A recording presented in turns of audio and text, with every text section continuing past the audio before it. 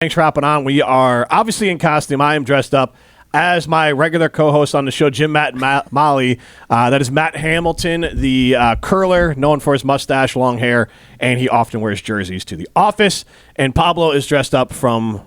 character from Mean Girls, Damien, a very popular meme, too, typically, where it's like she doesn't go here, just a guy wearing the hoodie with sunglasses off in the distance. Very, very much used...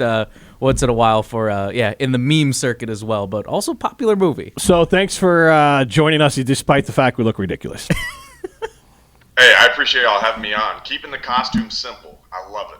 Yes, absolutely. And Colin, you actually sparked a conversation pre-show because we're talking a lot about at Wisconsin. They got to figure out a way to moneyball their recruiting, like figure out how to get Wisconsin kids here and then don't let them out.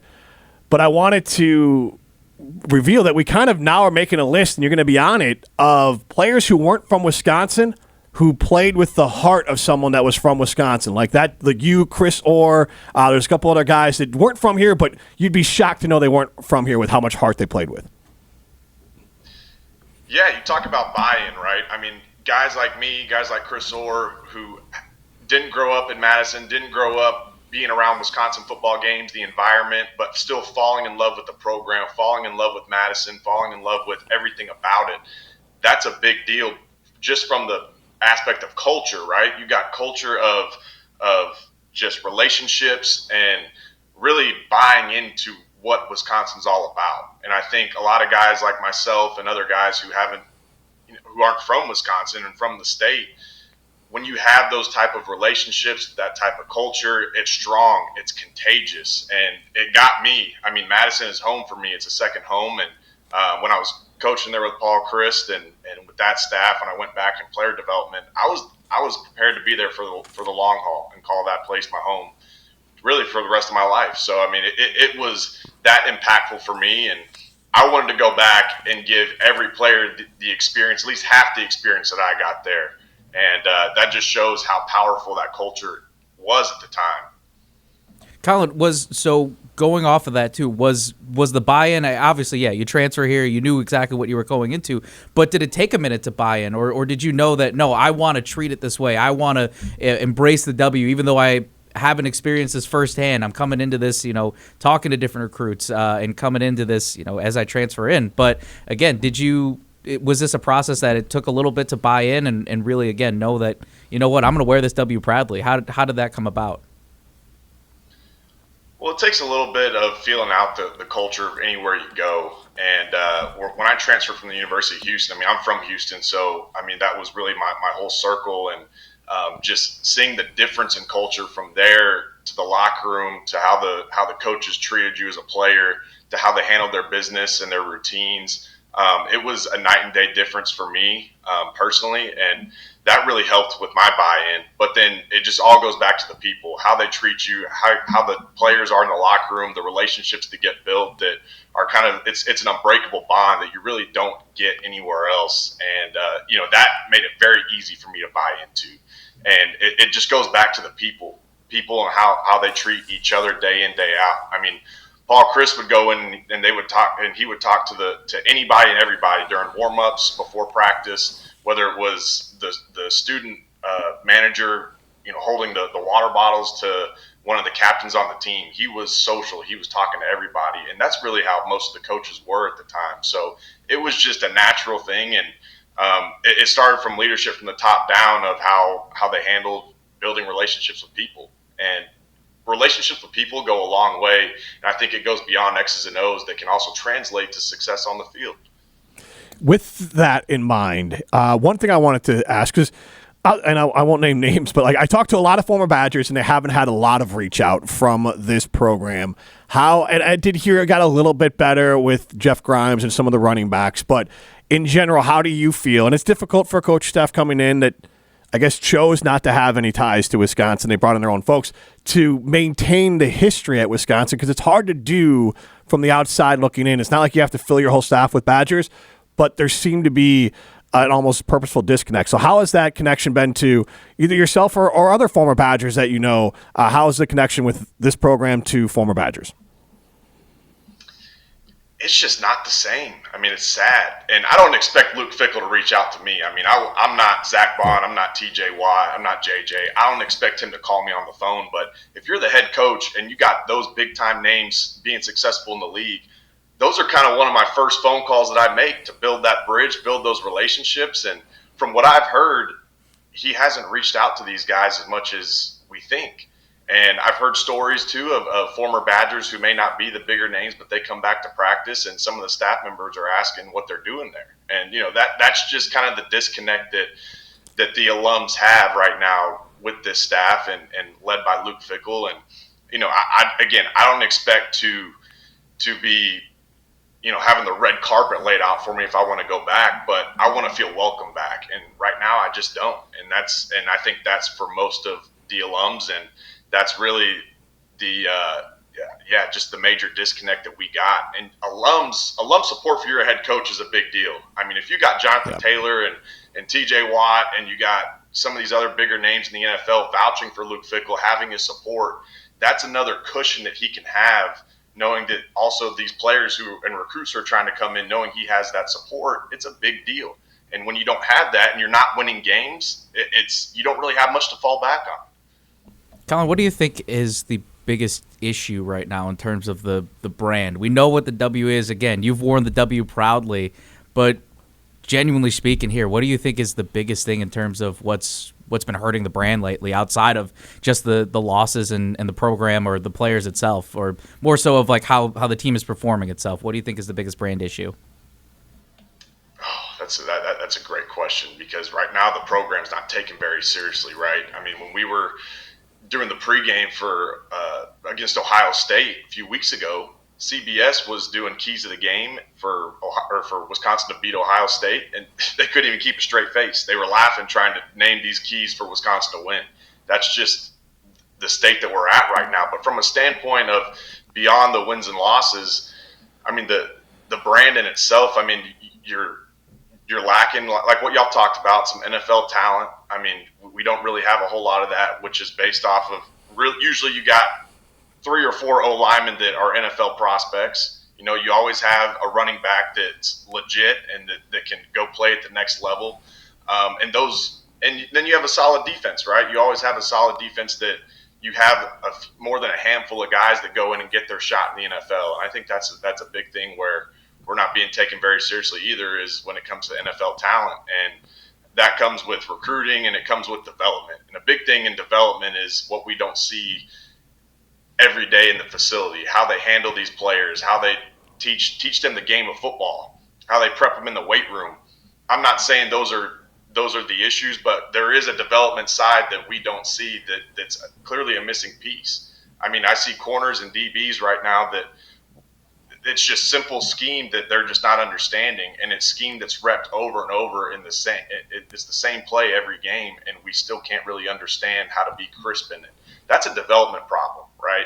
So we got to figure out how we can teach these kids the game and also get them prepared for the field, and that can translate right to wins and losses. But I think a lot of it is development and talent right now. We just don't really have that identity, even if we're losing ball games.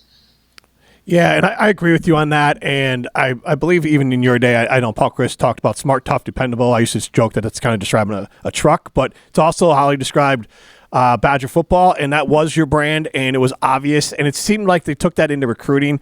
And I understand NIL makes it harder, but I feel like there's not enough strategy into the person, because even if you are coaching, if you don't have players who have buy-in, if you don't have players who are willing to listen, don't have players who think you can develop them, then it doesn't matter anyways. So it just feels like the Badger coaching staff, and I'm not saying they're doing this, is chasing stars or chasing who a recruiting service told them they should be getting, instead of, this is our identity, we're going to recruit guys who can play to our identity. Because I think if they did that, at a bare minimum, they'd be closer to 6 wins. Maybe they're not beating Ohio State, but they wouldn't be an abject embarrassment like they are. They're on pace for 2 wins this year. Yeah, you're exactly right. And I think there's an aspect, too, of from our past, we've never gotten the best players. We never gotten the biggest stars. We've never gotten the biggest recruits, but we developed the right way. We found guys, like you said, that fit the mold of the culture. And if we're not doing that, and we don't have the talent that we have, but we also don't have the development piece, then what are we, right? Like, we're not the old Wisconsin, but the excuse of not spending enough NIL, like, I get it. Like, that's a different day. This is a different day and age. You got to be able to spend money to buy good players. But at the same time, we never got the best players. We had walk-ons that earned scholarships that ended up playing the NFL for a long time. Like, we developed guys the right way. And that's the piece. If you're not going to be able to get the right guys, or if you don't have the money right now or the past 3 years to spend on good players, well, then you got to get guys that mold into the culture and develop them. Like, that's what we've always done. We've never done it the same way as Ohio State or Georgia or some of these bigger programs. We've done it our way, and it's a different way. So you got to figure out how you can adjust to that and be creative with this new day and age of NIL, paying players, but also you got to have that developmental piece, because that's a piece that we've always had that we don't seem to have right now. The last thing, we have one fun one for you at the very end, but I want to ask one more. It seems like there's a untapped potential. We talk about, state of Wisconsin maybe not owning your borders, which I still think always matters. But I feel like there's an untapped potential, and you kind of touched on it earlier, whether it's you or a J.J. Watt or Melvin Gordon or Joe Thomas or everything in between, of really tapping into the long network. Once a Badger, always a Badger. And if this coaching staff can commit to getting everyone who has been a part of this program to buy in, it might buy them some more time, buy them some more goodwill. Maybe they get recruiting tips. Maybe they get tips on how to be here. But it feels like the Badger alumni, from the blue chip athlete to, a fan favorite like you, like, there is a untapped resource there. Is that fair to say?